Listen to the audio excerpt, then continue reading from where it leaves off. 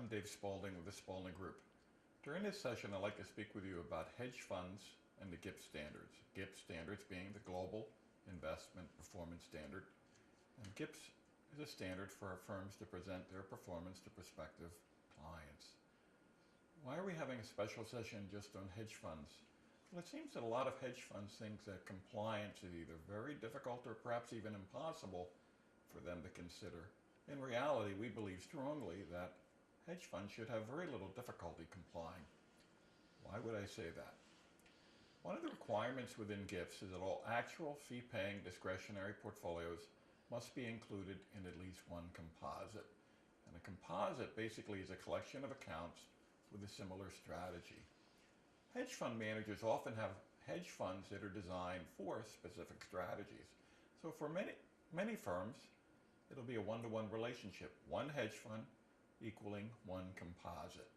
Maybe there might be a few accounts, but for the most part, we're talking one fund for a composite.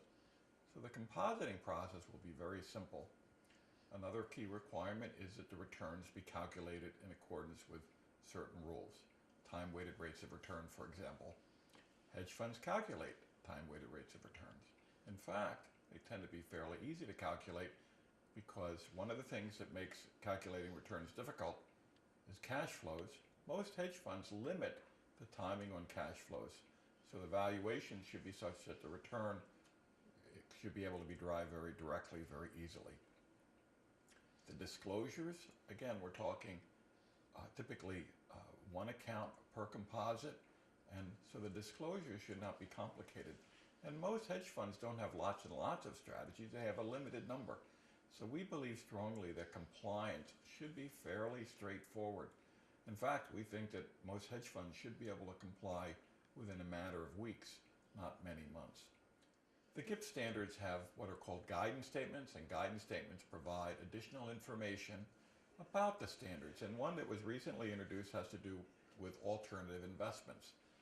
Hedge funds are an alternative investment, and in it, it does provide additional guidance to help firms that want to comply. In the institutional space, we generally say that compliance is a de facto requirement and that firms comply to avoid a marketing disadvantage. It's different in hedge fund space because most hedge funds do not comply. For a hedge fund to choose to make the investment to comply, they can actually gain a marketing advantage. Gips are a set of ethical principles that require full disclosure of information to prospective clients. Firms should see it as an investment to take the time and effort to comply. For a hedge fund to make that investment, they could stand above their competition and say that we've embraced the global standard for presenting performance, we've made the investment, and that should prove beneficial.